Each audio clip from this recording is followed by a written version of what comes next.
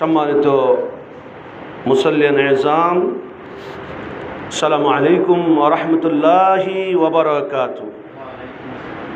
শুরুতে সেই মহান রবির দরবারে শুকরিয়া যে সৈয়দুল আইয়াম পবিত্র জুমার নামাজ আল্লাহ রব্বুল আলামিন আদায়ের জন্য আমাদেরকে সুযোগ দান করছেন, এজন্য শুকরিয়া করি। সবাই বলি আলহামদুলিল্লাহ। আজকে এই জুমা আমাদের জন্য বড় নিয়ামত, কিন্তু এই নিয়ামত হওয়ার পর আমরা এই জুমা আমরা বুঝতেছি না কেন, এর মধ্যে কি কারণটা রয়েছে, হোয়াট ইজ দ্য বিকজ, কি কারণ এই জুমা এত দামি হওয়ার পরও, এত সম্মানিত হওয়ার পরও আজকে জুমার নামাজের মর্তবা, জুমার নামাজের মর্যাদা আমরা কেন বুঝতেছি না? কেন দেরি হয়ে যাচ্ছে জুমার নামাজ আদায়তে? এটা আমি বিভিন্ন জায়গায় জরিপ করে দেখছি, শুধু এখানে না, সারা পৃথিবীতে এই অবস্থা চলতেছে, সারা ওয়ার্ল্ড পৃথিবীতে। আমি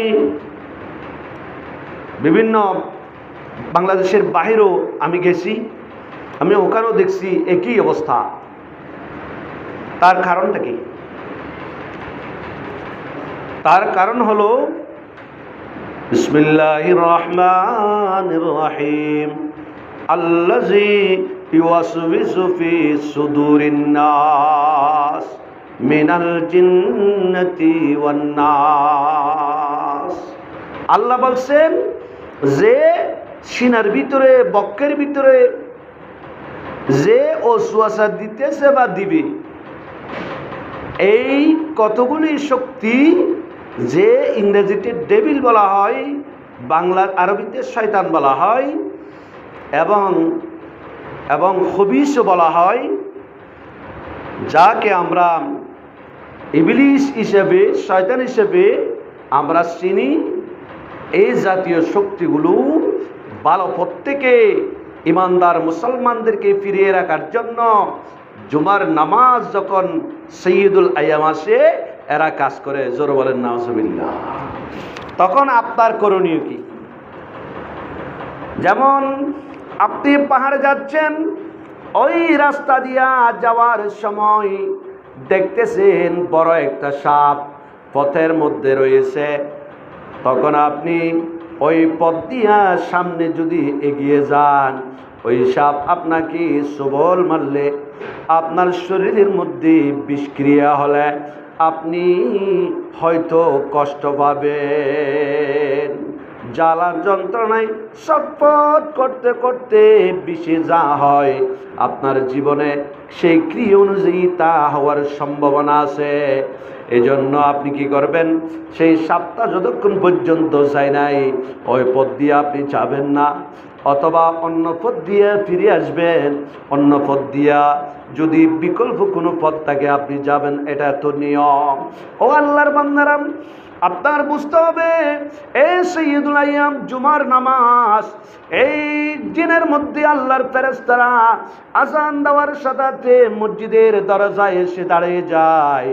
কোন ব্যক্তি মসজিদে আগে ঢুকে এমতাহান করে, এক্সামিনেশন করে, পরীক্ষা করে, ও আল্লাহর বান্দা, ওই বালামের মধ্যে আপনার নামটা তোলার জন্য আপনি কি জীবনে একবার চেষ্টা করবেন না? কিয়ামতের ময়দানে অথবা কাল কবরের মধ্যে যদি আল্লাহর ফেরেশতারা প্রশ্ন করে, ও বান্দা, 50 বছর বয়স দিয়েছিলাম, 40 বছর বয়স দিয়েছিলাম, 30 বছর দিয়েছিলাম, তোমাকে আমি পরীক্ষা করছি যে ও বান্দা, তুমি কি আজানের সাথে একবারও কি মসজিদে গেছো? একবারও কি জুমার নামাজ আদায় করছো? তখন বুকের মধ্যে হাত দিয়ে বলতে পারবেন, আল্লাহ আজানের ধ্বনি যখন আমি শুনছি, আমি ঘরবাড়িতে আর থাকি নাই। সুবহানাল্লাহ। আশা করা যায় এটাই আপনাদের নেজাতের জরিয়া হয়ে যাবে। সুবহানাল্লাহ। ও আল্লাহর বান্দারা, আল্লাহ রাব্বুল আলামিন বলেন, ইয়া কওমি ইন্নী আখাফু আলাইকুম ইয়াউমাত তানাদ, অজাতি নিশ্চয় আমি তোমাদের ব্যাপারে ভয় করতেছি সুবহানাল্লাহ, যে কিয়ামতের ময়দানে কেউ কারোর সাথে উপকার করতে পারবে না। আল্লাহ রাব্বুল আলামিন এমনভাবে কিয়ামতের ময়দানে আসবে, সেদিন কাহার আর জব্বার এই গুণ ধারণ করবে সুবহানাল্লাহ।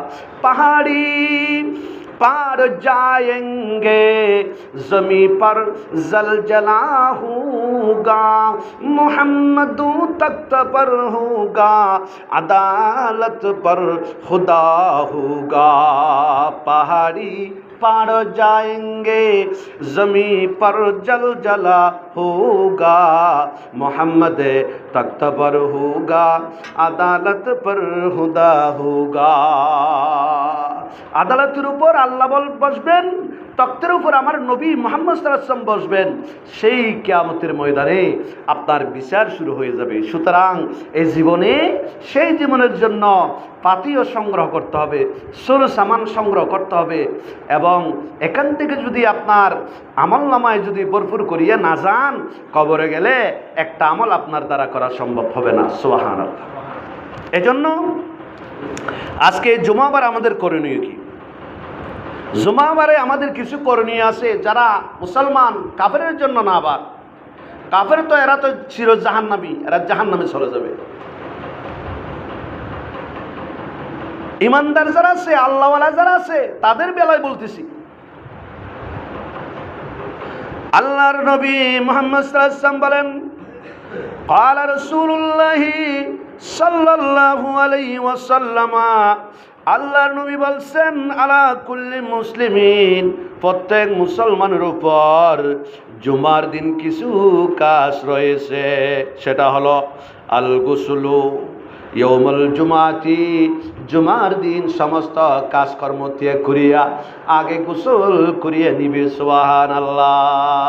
এনে হাসকর্ম সারি, এনে কামে জসে মসজিদে আসলে আল্লাহ রসুলের অবাধ্য হয়, আল্লাহ রসুলের নীতি পরিপন্থী হয়, বিরুদ্ধ হয়। সুতরাং আগেভাগে গোসল সেরে নিতে হবে। এটা হলো জুমাবারের আদব। সুবহানাল্লাহ। আপনার সামনে যদি আপনার ছেলে, আপনার মেয়ে হাঁটুর উপর কাপড় তুলিয়ে বসে থাকে, আপনি সেই ছেলে কি দেখতে পারবেন? সেই মেয়েটাকে কি দেখতে পারবেন?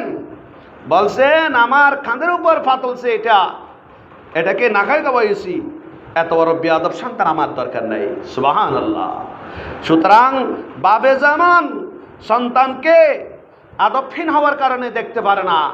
জুমার নামাজের যে একটা নিয়ম নীতি দিয়েছে আল্লাহ রসুলের মাধ্যমে, এই হাদিস হলো ওহী গায়রে মতলুব, এটাও মানতে হবে।